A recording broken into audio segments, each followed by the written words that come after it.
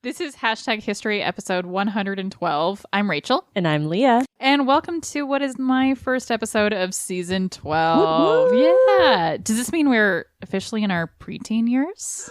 Oh my gosh. It's time to get braces and start plucking our eyebrows really thin? Have we hit puberty? Yeah. Is that just what I did though? Braces and thin eyebrows? No braces, obviously, for me. Eyebrows? Oh, yeah. Like stick thin. Pencil thin. Pencil thin. And what's so embarrassing, I did it before I was headed on the night before. Yeah. Why? In the dark. Why? Why? In the dark with like a compact mirror going to town on my eyebrows. Before what? Before the first time I went to Disneyland when I was like 12, 13 years old with a group of other ladies. It was like a camp, church camp kind of thing. And I was thoroughly embarrassed by my eyebrows the entire week. It's just so funny because I don't remember being like, I was never like the stick thin girl, but I was looking back just recently through a lot of photos because I found the login to my photo bucket account. This. And I was like, yeah, they were pretty thin. They were thin. Yeah. They were thin boys. Thin. Anyway, that's where we're at as a podcast. Right. We're in our preteen years, so we got to get on plucking some brows. Yeah. If all goes according to plan, this week's episode is coming out the week after Halloween. And I love that you kicked off this season with last week's episode about OG witchy brewers. Yeah. Because it really sets things off well for spooky season. Spooky season. Spooky season is the best. But if you're a spooky witch like me, you like to make spooky season last as long as possible. Absolutely. And I thought we might do that with this week's episode, because this week we will be discussing one of history's most fascinating, magical, and sometimes spooky characters. The man that actually died on no other day but Halloween itself. Oh, I didn't know that. Mr. Harry Houdini. Oh, wow. Mm-hmm. Wow, Harry. Harry Houdini was best known as a magician and escape artist who performed incredible feats such as being restrained and escaping from the belly of a whale. What the Pinocchio? Jonah. Yeah, I go to Pinocchio. You go to Jonah. Jeez. The kid that was raised on Disney movies and the kid that was raised in the church, right? Swallowing hundreds of needles and then bringing them back up. Gross. Escaping from a crate that had been weighed down and sunk into the river. My literal nightmare. And, of course, escaping from the infamous Chinese water torture cell. Mm-hmm. I mean, these are just a few of the incredible stunts that Houdini performed that we will be discussing this week. But in addition to discussing the things Houdini was most known for, we will also be diving into his personal life, his upbringing as a Hungary-native who moved to America at a young age, his endearing relationship with his wife, his likewise endearing relationship with his mom. Oh, no. His efforts to debunk spiritualists, Mm-hmm. and his mysterious and untimely death. Nice. We have so much to get into this week, and I could not be more excited about it. But I'm also really freaking excited about trying out this drink. Yeah. So let's do that. Okay.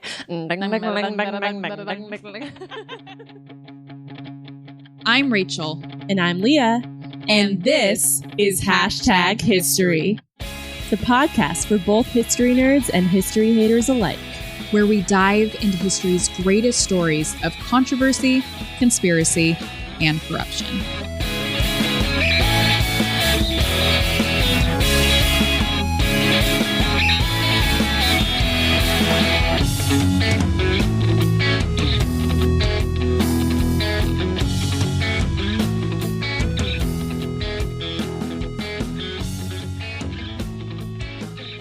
Huge shout out to our lady friends and podcast hosts extraordinaire, Caitlin and Sarah over at Luminol Podcast for buying us this week's cocktail. Thank you so much. If you are a true crime fan at all, we highly recommend checking out their podcast on whatever podcast platform you use. They're probably in my personal top 3 favorite true crime podcasts, which is saying a lot because there's 6 million true crime podcasts out there. Is that an accurate number? Because I would believe it. Oh, if it was. Okay, I didn't know if you had looked that up. No, I'm like, that could be an accurate figure. It could be. We met up with them at CrimeCon last year and got to know them a little, and they are amazing and wonderful. Yeah. So thank you again, friends. Thank you so much. That was really generous of you to sponsor the cocktail. And we did really love getting to meet you in person finally at CrimeCon. In my naivete, I assumed that there would be like 300 drinks named after Harry Houdini to choose from. Yeah, they're not. But there's actually not.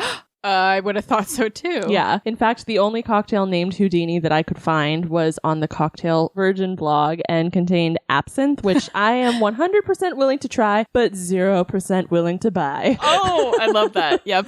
So that left me searching for another option. I'm actually really surprised to hear this. Yeah. So the little I do know about good old Harry going into this episode is that he was a magician, but also liked to debunk spiritualism hoaxes. That's like the one thing I know about him. Definitely. Which seems a bit paradoxical, to be honest, but intriguing nonetheless. For sure. So my literal ass searched for magic cocktails, and voila. Abracadabra, here it is. I found a mocktail, actually, that can easily be turned into an actual cocktail should you be so inclined. Okay. So this is called the Magic Apple Mocktail. Contains 2 ounces of 0 proof whiskeys, 2 ounces of apple cider or apple juice. We went with cider because we like the fizzies. For sure. 2 dashes of bitters. Two spoonfuls. 12. Yeah, who knows? A cinnamon stick, and then a slice of apple to garnish. It's gorgeous. It is really pretty. So you're supposed to combine all this into a tall glass or shaker with ice, stir until drink is cold, then pour over fresh ice, garnish with a cinnamon stick and apple slice. I'm really excited about it. Yeah, so it felt very fall and wintry, also appropriate for when we're recording this, so obviously down for that. Yes, we are in October in Sacramento, which means I'm wearing shorts, but with a sweater. Exactly. Yeah. It's fall season, y'all. Because this recipe is a mocktail, I thought it would be fun to learn some quick historical facts about mocktails. Love that. So just a couple. According to Advanced Biotech, fancy, while many people attribute the popularization of mocktails to the alcohol-free, sugary Shirley Temple drink of the 1930s, Merriam-Webster notes the first known use of the term mocktail as early as 1916. Wow. Yeah. As far back as Jerry Thomas's 1862 cocktail handbook called The Bartender's Guide, we can find a short section of 15 alcohol-free cocktail recipes entitled Temperance Drinks. How cool is that? I love that. That is so cool. So mocktails have been around for a while and are probably here to stay. Yeah, I would venture to say not only here to stay, but maybe a mocktail revolution coming up. Yeah. All right. Cheersies. Cheersies. I'm sorry. I'm like a tiny bit disappointed, which is shocking because this is all my favorite things, like whiskey or, 0 proof whiskey, apple cider, cinnamon. Yeah. It just... Maybe I put too much ice in. It might be my bad. I don't know. No, I think it's not as flavorful as I thought it would be. Yeah. Like, I think I'm going to rank it a 5. A 5? I think. Okay. I mean, it's a 5.5. Fair. It's kind of, this might be purely my fault. Mine tastes kind of watered down. And behind the scenes news, we made the cocktails and then talked for like 45 minutes. What? So that we never do that. Yeah, so that could have what something. Are you talking about? That could have something to do. Maybe that's not fair of me to rank it so low. I'm willing to say I'm gonna change my thing. I'm gonna give it like a 6. The more I drink it, the more I like it. Oh, good. I think my first sip was just like I was expecting more out of this. Good. Yeah, but I feel better about it now. Okay, so I wanted to start this episode off on a sentimental note. Many of our listeners won't know this, but my grandma passed away when I was in high school. And she and I were very, very close. We were like kindred spirits. We had a lot in common. We both loved to read and to write and to paint. We would literally spend an entire day just watercolor painting together while watching a Meg Ryan movie and sipping on sparkling water and lemon frosted cookies. Anyway, I have so many amazing memories with my grandma. And as I was putting together this episode, I didn't realize just how much I already knew about Harry Houdini. And what I realized was that it was actually my grandma who taught me so much about Houdini. I have these like very vague memories of her telling me stories about him. And those memories kept creeping up as I was putting together this episode. Oh, wow. Yeah. So that's just a sentimental and kind of bittersweet story I wanted to share before we jumped in. Our name for her was Mimi. Her name was Charlotte. Oh.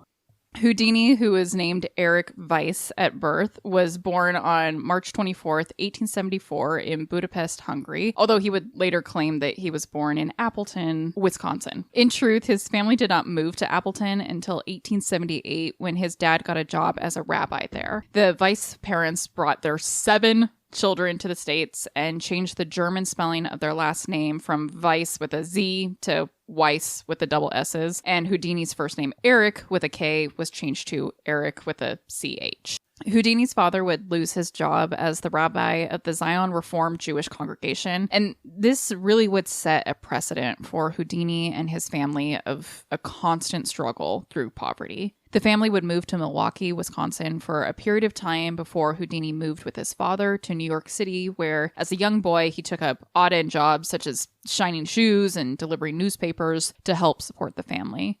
Once Houdini and his father had finally obtained a permanent place to live, the rest of the family joined them there. And this is just a fun side comment, but I found this really great quote from Houdini in which he said, quote, "The greatest escape I ever made was when I left Appleton, Wisconsin." Oh no, unquote.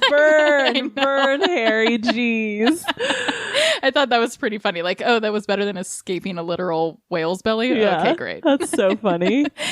In 1883, when Houdini was only 9 years old, he made his very first stage appearance, performing in a trapeze act as Eric, the Prince of the Air. He joined some vaudeville shows as well, but wasn't super successful at that. But he started to develop an interest in magic. And I think it's also really important to note that Houdini had a lot of interest in athletics and was very good at them. He was a swimmer, a boxer, and he was a particularly talented runner. He actually won several medals in competitive track. And the reason I bring this up is because Houdini's athletic abilities, his stamina and his flexibility and his agility, all of this is going to become so important as we dive further into his magic and stunt artist career. In fact, I'd like us to pause for a moment to just look at a picture of Houdini and really just admire his physique. And I do want to mention, just for some behind the scenes content, I was searching for this picture while in a very busy Starbucks. So there were people walking by as I was Googling Houdini's physique. Hello, Harry. Yeah. So if after you finish wiping the drool, could you describe what you're seeing? Yeah, it's Harry in literally a spandex Speedo. Yeah. I mean, it's probably bedazzled Speedo, tied up in chains. Yeah. Various places around his body, with some nice muscles. Yeah. Yeah. The main thing to know is, look at that thigh. Yes. And this is just one of the pictures I found. I mean, you can, if you search like Houdini's physique, you will see like muscle upon muscle upon muscle. So, I mean, he works out. Yeah, he worked out. As Houdini made his pivot into magic, he officially adopted the name of Harry Houdini. It's assumed that the name Harry was just an extension of his nickname, which was Airy, short for Eric. And Houdini was adopted as an homage to the father of modern magic, French magician Eugene Robert Houdin, which is funny because Houdini actually later wrote a book titled The Unmasking of Robert Houdin, in which he basically did just that. He unmasked Houdin's techniques and essentially exposed him for stealing other magicians' ideas. I also find it ironic that like he named himself as an homage to a quote unquote like famous magician when he became like the most well-known magician of all time. So his name is an homage, even though he what I mean? He took on the name, and he's who we know. We don't know about Eugene Robert Houdin. Eugene, right? Like, I don't know. I think him taking on that name too, as the story goes. Houdini did initially admire and look up to Houdin in his youth, which is why he adopted the name. Obviously. But over time, as he built up his own technique and his own innovations, he discovered that his idol was not all that he was cracked up to be. I mean, what's that phrase? Don't meet your idols. Yeah. I guess you also shouldn't study them either. Yeah. Jeez. Yeah. Don't meet your heroes. Don't meet them or study them or read about them at all. Yeah. Harry Houdini's father would pass away in 1892 when Houdini was 18. And this is when Houdini officially launched his career as a magician. He initially started out as the quote-unquote king of cards and performed sleight-of-hand card tricks. But he wasn't particularly successful at this though, and I think in hindsight, knowing what Houdini would one day become great at and known for, I think it can make sense that his skills didn't necessarily translate well with like small sleight of hand demonstrations. Totally. And so he pivots again. He started working in 1894 alongside his brother in a group that they formed called the Brothers Houdini.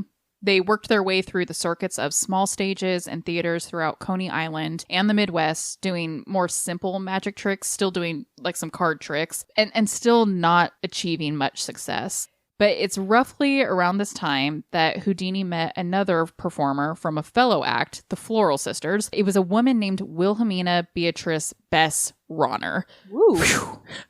All you need to know is her nickname is Bess. And we're going to refer to her as Bess throughout the rest of this episode. He met her when she started dating his brother, but shortly thereafter, she started dating Houdini. And within 2 or 3 weeks of dating, depending upon which source you read, Houdini and Bess were married on June 22nd, 1894.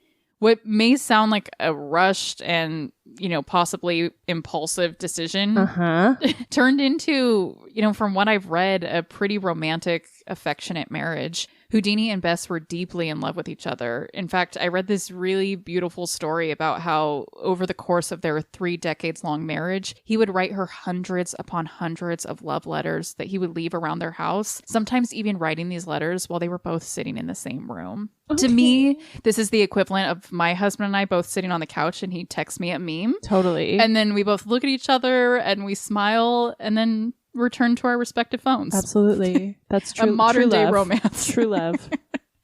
I have my own Houdini romance. Memes. That was my version of it. Yeah. A modern day romance. Yeah. But really, Houdini and Bess were like super sweet. He had a bunch of cute nicknames for her, such as Sweetie Wifey Mine, My Darling One and Only, Adorable Sunshine of My Life. Just rolls off the tongue. And more. Yeah.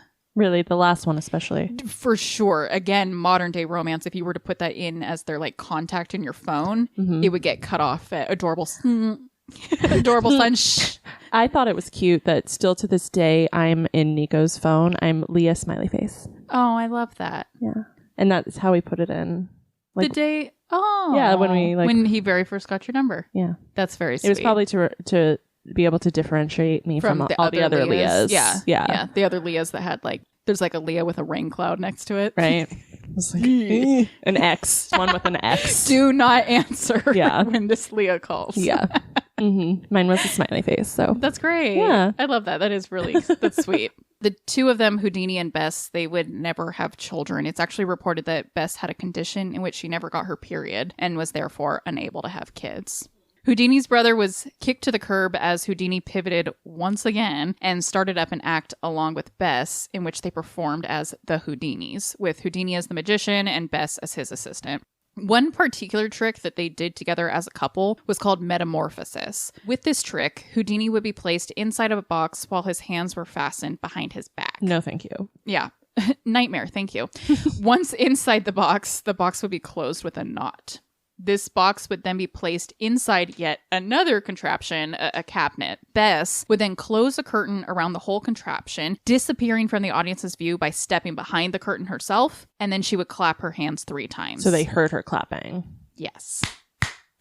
Yes. Houdini would then pull back the curtains, totally free of his binds, and would open up the cabinet and the box in front of the audience to find Bess inside with her hands tied behind her back in the same manner that Houdini had been tied. Without going into all the details about how this trick was performed, I think it's just so fascinating to know some of the steps. Like, from what I've read about how this trick was performed, Houdini would already be outside of the box, outside of the cabinet, before Bess had even clapped. And in fact, although the audience was led to believe it was Bess that was clapping, it would actually be Houdini that was doing the clapping, as Bess was trading places with him and sliding herself into the box. Interesting. This trick was a big deal and really put the Houdinis on the board. In fact, it was what earned Houdini one of his first big circus tours in 1895.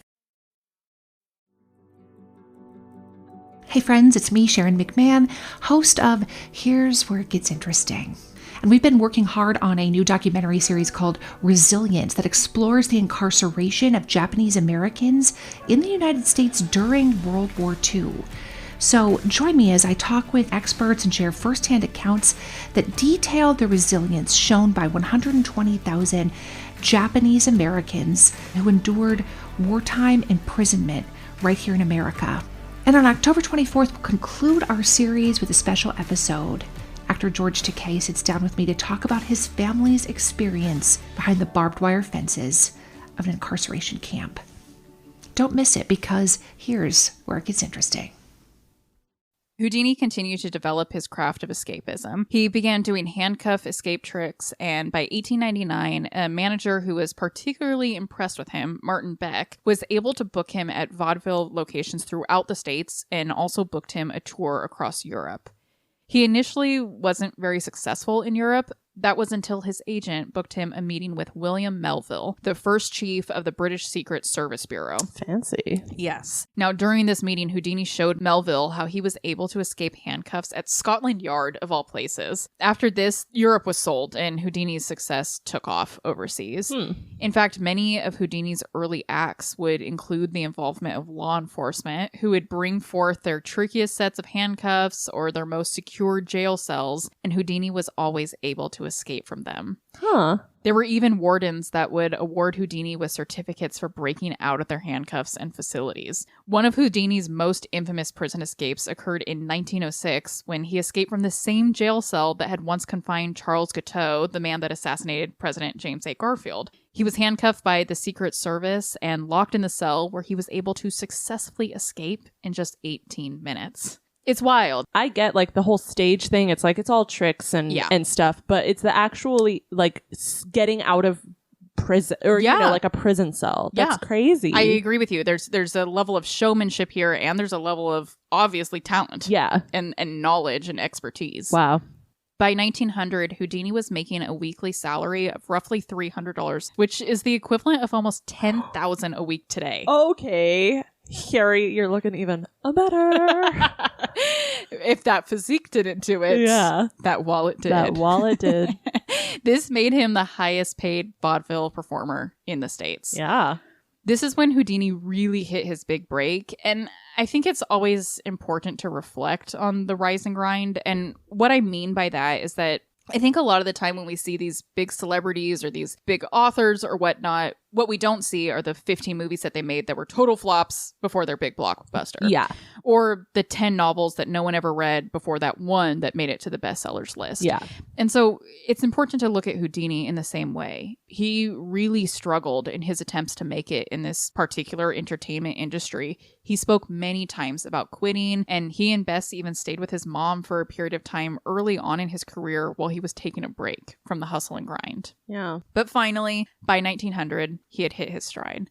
Now, instead of continuing with this chronological look at his life, I want to now just highlight a few of his more notable, groundbreaking stunts, many of which I'm sure you've heard of before, but they're still going to blow your mind. And the great thing about Houdini being alive in the time period that he was means that we have photographic and videographic evidence of a lot of this that we can check out. Yes. So again, these aren't necessarily in chronological order of when they were performed. This is just a collection of some of his most infamous and most mind-blowing stunts. I'm so excited. Oh, I'm so excited for us to talk about these. Okay, so to start off with, I'm going to talk about his East Indian needle trick, is what it was called. Can you check out the picture and describe it? So first off, ew. Secondly, what do you see? I don't know what I'm looking at. Okay. It's like a string of needles. Yes. That's coming out of his mouth. Sorry. Yeah, I guess this isn't a great picture. When I say we have like photographic... They're still 1800, you know, they're 1890s photos. Yeah, they're still not great quality. Yeah. Okay, yeah. So what you're seeing here. Okay. This is an image of Houdini pulling like a string. Oh, he swallowed it? So this is the crazy thing. Yes.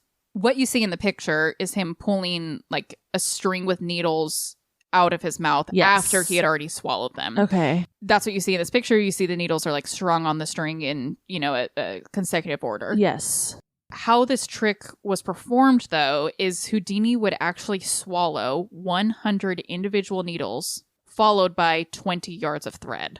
He would then show his audience his mouth, you know, show them that it was empty. And then it would come out on the thread? Yes. What the Harry? He would proceed to pull from his mouth this yarn that was now strung with lines of needles. Weird, right? I don't get it. Crazy. Yeah.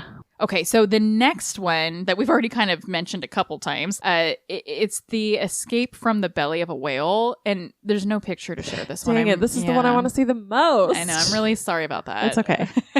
But in 1911, Houdini was dared to escape from the belly of a whale while restrained with both leg irons and handcuffs. So again, this is not like Jonah and the whale from the Bible. This was not a live whale that was swimming around in the ocean when Houdini got swallowed up by it. Also not like Pinocchio. Right. No, the truth is even more gross. This was a beached whale that was sewn up as Houdini wrestled to get out of it. And believe it or not, but only 15 minutes later, Houdini did indeed escape. An interesting side note about this case is that Houdini actually almost died as a result of suffocation. The chemicals used to embalm the whale nearly killed him. Oh, I believe it. Yeah. Okay, so another one of Houdini's early tricks, this is early in his career when he was still doing a lot of handcuff escapes. The Daily Mirror, it was a London newspaper, challenged him to escape from a set of handcuffs that locksmith Nathaniel Hart had spent 5 years making. He called these like the unbreakable locks. Okay. Thousands of people turned out to watch Houdini break free from these cuffs. It took him more than an hour to finally escape, and there appeared to be a number of complications along the way. While Houdini would perform the feat behind a curtain, he would actually come around from it several times just to kind of like talk to the audience, to ask for a glass of water, to get a kiss from his wife. There was even one time where he asked, I'm really hot. Can you take off the cuffs so that I can take off my jacket? Mm-hmm. To which they, of course, refused. They're like, no, we're not going to unlock these cuffs in front of you so you can see how they can, be unlocked. Yeah. So what he did instead, he had a knife on his person and he took the knife out and cut off his own jacket while he's cuffed up. Uh-huh. So again, I kind of mentioned this already, but allegedly his wife came up on stage at one point, gave him a kiss. This has not been officially confirmed nor denied. Uh-huh. When Houdini did finally escape, reports state that he sobbed and said that that was the most difficult escape he had ever performed. Well, and I would imagine too, like an hour to escape handcuffs to him probably felt like embarrassing. I mean, to the public and stuff, it's still amazing, crazy right? impressive. But to him, like that was hard and definitely like the worst he'd ever done. Definitely. Essentially. Definitely. Because, as we're talking through all of these stunts, many of them he accomplished in under 20 minutes. Mm-hmm. I totally see that. I'm just imagining. I've said this a lot in our recent episodes, like with guest speakers and stuff. It's like there was no Netflix around this time. I'm like, what? How boring were people's lives that they went out and stood and watched a guy try to escape handcuffs for an hour? I'd rather watch paint dry. And not only watch a guy escape handcuffs for an hour, watch a curtain for an hour. No, yeah. Like he wasn't with even a guy there. behind it. Yeah. He wasn't even like visible. Right. No Netflix, as you always say. There was no Netflix. Oh my gosh. Jeez. Anyway, so going back to this handcuff escape that Houdini did, in the years since then, there's been a lot of speculation about the authenticity of this challenge. There's rumors that his wife slipped him the key when she gave him that kiss, but the key was 6 inches in length and would have been difficult to conceal. Yeah. There are also rumors that Houdini and the Daily Mirror were in on it together, and his taking so long to complete the task was all just showmanship. The world may never know. And honestly, I wouldn't be surprised.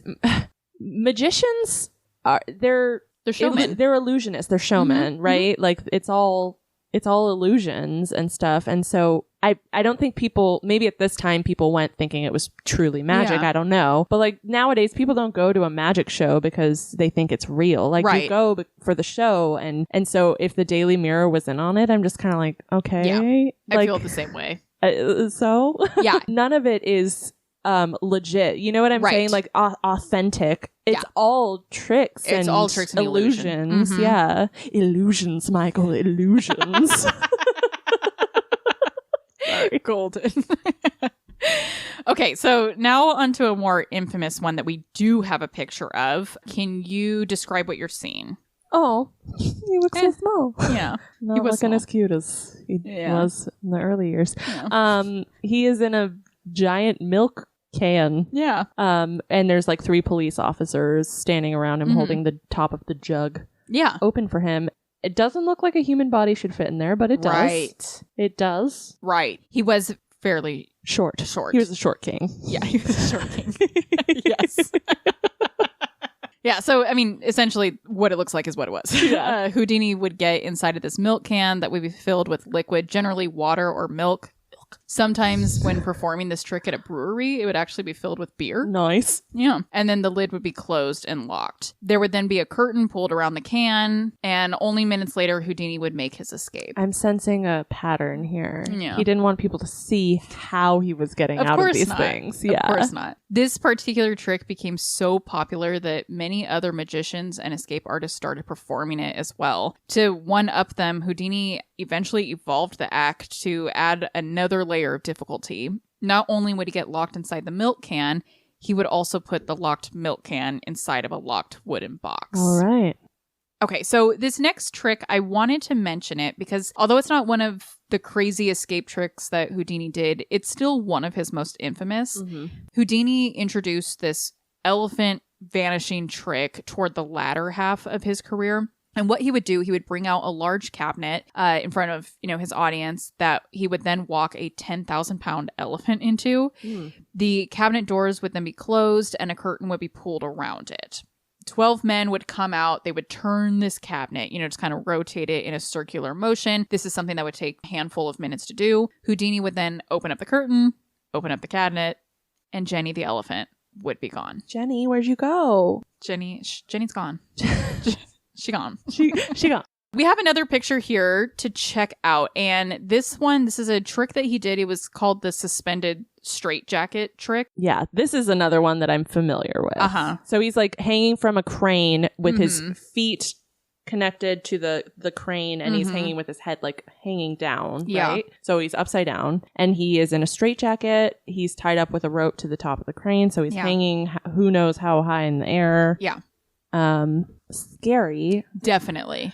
So this is one of his most infamous escapes, and he would perform these fully in view of a giant audience. So kind of contrary unlike to the curtain. Yeah, unlike the curtain that he would pull around the majority of his other tricks. Yeah. He performed this act for the first time on September 8th, 1915. And this act actually started as a competition between brothers. So remember how, earlier on in the episode, I mentioned that Houdini's brother would do these magic shows with him. Yeah. This brother had continued along on a similar professional trajectory as Houdini and also performed escapes from straitjackets. Not as successful. No, because we don't know him at all. What's his name? He took on the name Houdini. Yeah. Don't know you, Never heard Hardy. When Houdini learned that his brother was escaping from straitjackets in full view of the audience, as opposed to, behind a drawn curtain, he decided to up the ante. Mm-hmm. Not only would Houdini escape from a straitjacket in full view of the audience, he would also do it while hanging upside down from a crane some 20 feet in the air. His ankles would be tied up, and a handful of men would then attach him by his feet to a crane where he would hang above a crowd and work his way out of a straitjacket in a matter of minutes. Again, very impressive, but again, no Netflix. No Netflix. That people were just crowding, and thousands of people in the streets. They're watching a dude hang above them for 20 minutes. Yeah. Wiggle. Literally. Just wiggle. Wiggle. And they're like, oh my. And then they just carry on with their day. And then they go and get some bagels. That was their 20 minutes of Netflix for the day. Yeah. 20 minutes of scrolling on TikTok. Accomplished. Yeah. There are truly so many more, and we could be here forever just talking about all his stunts. But I'm going to wrap things up by talking about likely his most infamous escape, and the one that biography.com coins as what would be, quote, the hallmark of his career, unquote. Okay, so let's go ahead and check out this picture here, and feel free to describe the horrendous thing that we're looking at. Well, not horrendous if you don't know. There's some beefy muscle I'm saying, but yeah, so he is upside down in a box, a clear glass box with water. His feet are like actually outside of the top of the box, and then the rest of his body is hung inside the box. Yeah. Filled with water. Yeah. I'm just wearing some underwear, some tidy whities. Just wearing underwear, and again, we can definitely see the muscle that's at play here. Yeah. So in 1912, Houdini performed his infamous Chinese water torture cell escape trick for the first time. And I mean, it's exactly what you just said. It's a cell that had a steel frame and glass paneling that would be filled with water. Yep. This contraption was one of Houdini's own designs. He would actually patent it. Houdini would bring out this Chinese water torture cell onto the stage, and he would allow for his audience to decide where on the stage the cell should be set up. He did this so that no one could ever allege that he used a trapdoor beneath it to get out. Houdini would lay on the ground on his back where his feet would be secured to a device that would essentially, it would make up the lid of the cell. Yeah. He would then be lifted up into the air and would then be lowered into the tank, his head going in first. Oh, God, it's my worst nightmare. Literal worst nightmare. And filled with water. I mean, and that's something else to consider. We haven't really talked about that. The fact that even with the illusion stuff, there is still a period of time in which he has had to hold his breath while restrained with cuffs or a straitjacket, with his feet locked into a contraption inside of a locked cabinet. There's so many elements to it. The biggest one to me is having to hold your breath that whole time. Even for even 20 seconds of holding your breath underwater, I'm like, that's too much. Can't do it. Far too much. Yeah. This lid would be locked and then a curtain would be pulled across the cell. And within 2 minutes, Houdini would pull back the curtains, having escaped from the cell despite the lid still being locked. We really, again, could talk forever about all of the incredible tricks and illusions and escapes that Houdini performed. Something to always keep in mind, though, is that although we're talking about these amazing feats, not all of them were a success. From time to time, mistakes were made and emergencies ensued. For example, one time when he was locked inside the milk can that had been filled with beer, the fumes from the beer caused him to pass out. Mm-hmm. Another time when he was attempting to escape from a buried coffin, he had to fight just to get his hand above ground to flag down help. When he was removed from the ground, he was found unconscious. Oh my gosh. And finally, once when being lowered into this Chinese water torture cell device that we were just looking at, the piece that held his feet malfunctioned and it actually fractured his ankle. Oh yeah. In 1913, Houdini experienced one of, if not the most, difficult hardship of his life, the death of his mother. One of the greatest loves of his life was his mom. Houdini had always been exceptionally close to her, exceptionally close. You keep saying this. Apparently, when he was a baby and would cry, she would be able to instantly soothe him by placing his head on her chest where he could hear her heartbeat. Uh-huh. There are stories that he would continue to do this into his adulthood. Uh-huh. Further, there were stories that when he was upset as an adult, he would sit on his mother's lap. Uh-huh. They were so close that he refused to wear clothing that she had not picked out and approved of into his adult years. No, Harry, that just lost it for me. I know. There's this picture of Harry Houdini with his wife and his mom. And I mean, it's interchangeable which one's which because it's his arms are wrapped around both of them. Yeah. I mean, obviously one is older than the other, but yeah, either one could be his wife. Totally. So in 1913, his mother suffered a fatal stroke. When Houdini received the news via telegram, he actually fainted. He later wrote of the experience of receiving news of his mother's passing, quote, "I who have laughed at the terrors of death, who have smilingly leaped from high bridges, received a shock from which I do not think recovery is possible," unquote. Even after time had gone by, after she had passed, he wrote in letters, quote, "It's tough, and I can't seem to get over it. Sometimes I feel all right, but when a calm moment arrives, I am as bad as ever," unquote. It's really sad. Yeah. Now, outside of his love for magic and escape stunts and his mother, Houdini had several other loves and passions. One of the big ones was flying. In fact, he nearly set the record for being the first person to fly over Australia in 1910. Oh, wow. Fascinating, right? Yeah.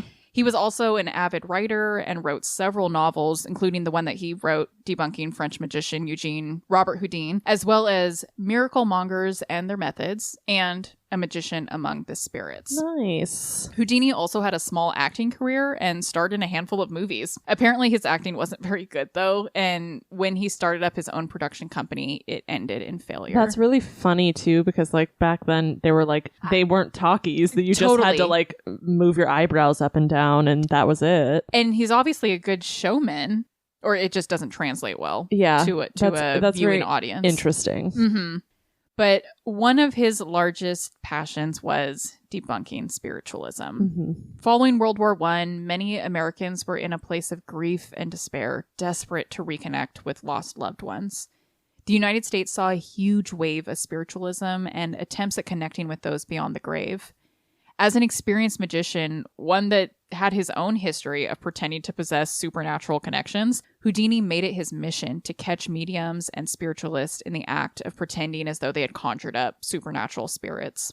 He would oftentimes attend seances in disguise and catch so-called mediums as they deceived their vulnerable customers. Yeah, and I know I joked that like this seems a little counterintuitive, but again, the difference being someone pays to go to a magic show, whereas like in a lot of the times in these spiritualist settings and stuff, people were paying the spiritualist, the person conducting the seance, like sometimes massive amounts of money. I don't know. No.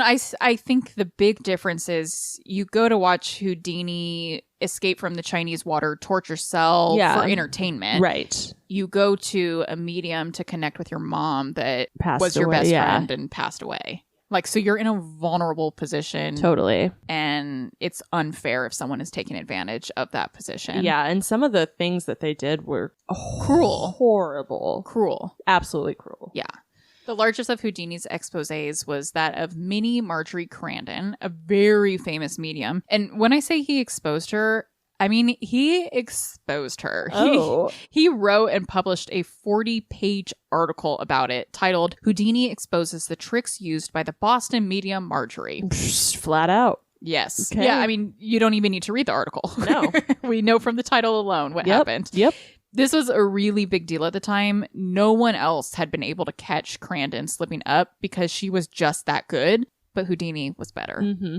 Houdini's determination to expose mediums definitely created some enemies. He had once been good friends with Sir Arthur Conan Doyle, the creator of Sherlock Holmes, but a rift existed between them as Doyle was a huge proponent of spiritualism. Which is surprising. Sure, I don't know. Like Sherlock Holmes is all about like debunking things, and the Hound of the Baskervilles, it's all fake. I think, yes. For Doyle, what I read a lot is that gray area where science can't explain everything, right? Like we live in a world where science can do so much and explain so much, but there are things that are unexplainable at times, right? Yeah. And so he filled in that gap with spiritualism. Also, I think a huge piece of it was that his wife was a medium. Well, yeah.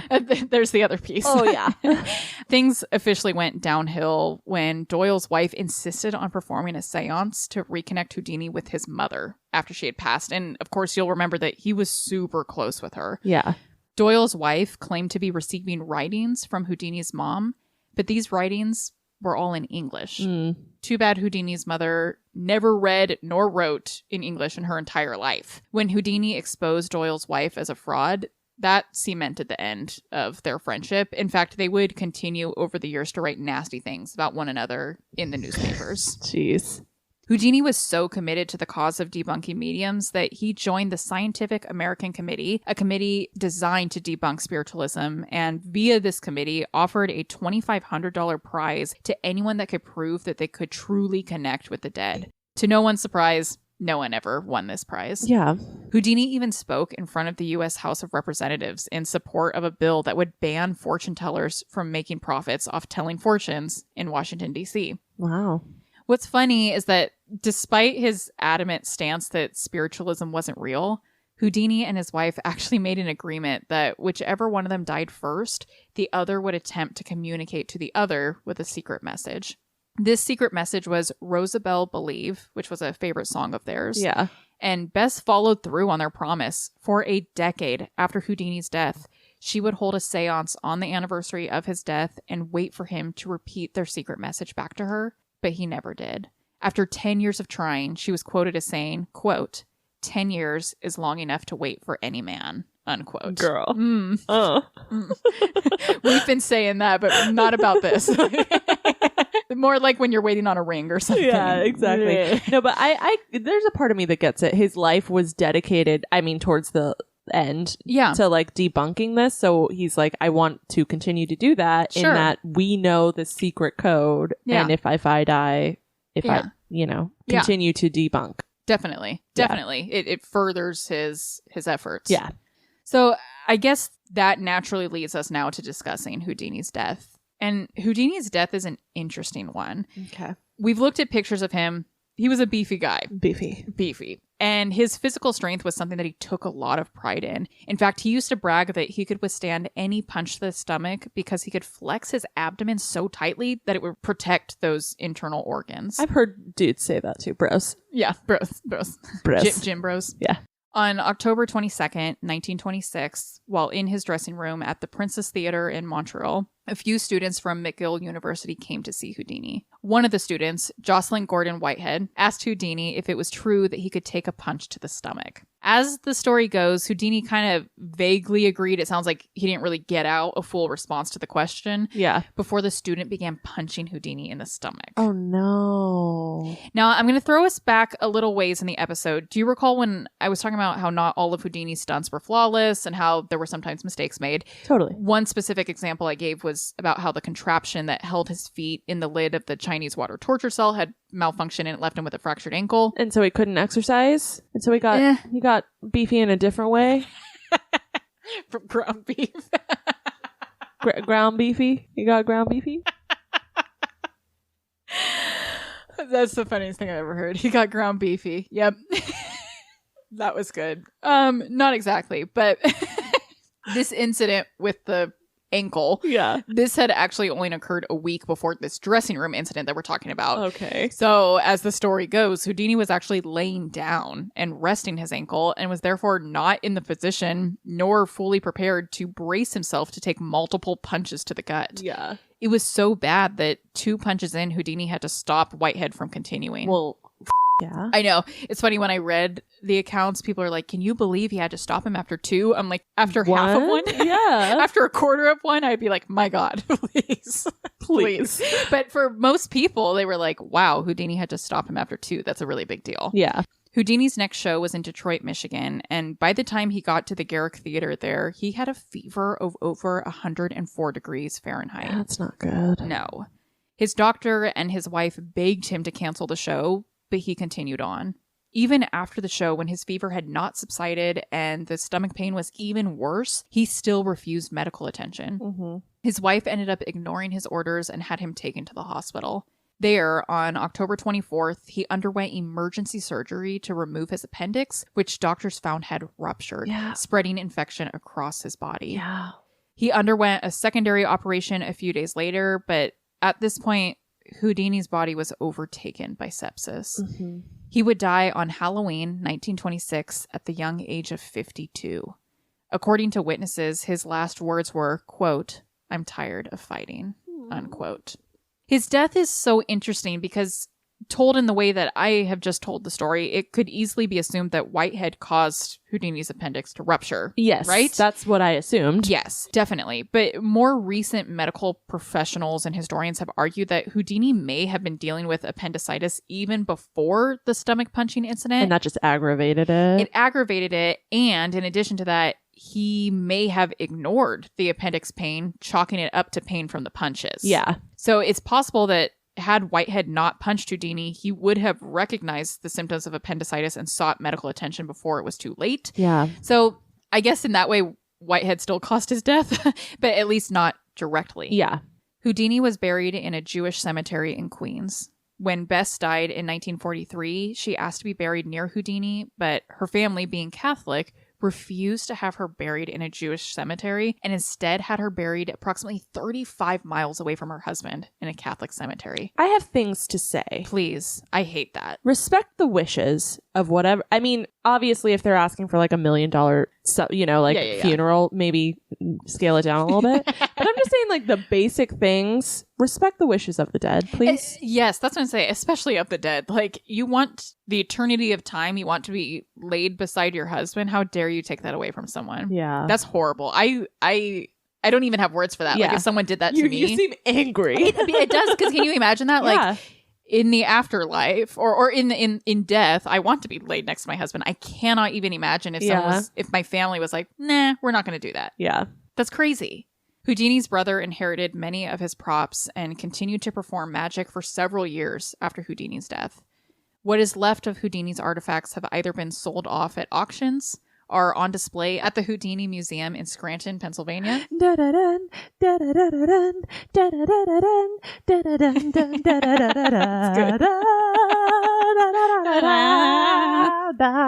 Sorry. Or are unfortunately lost to history. Oh.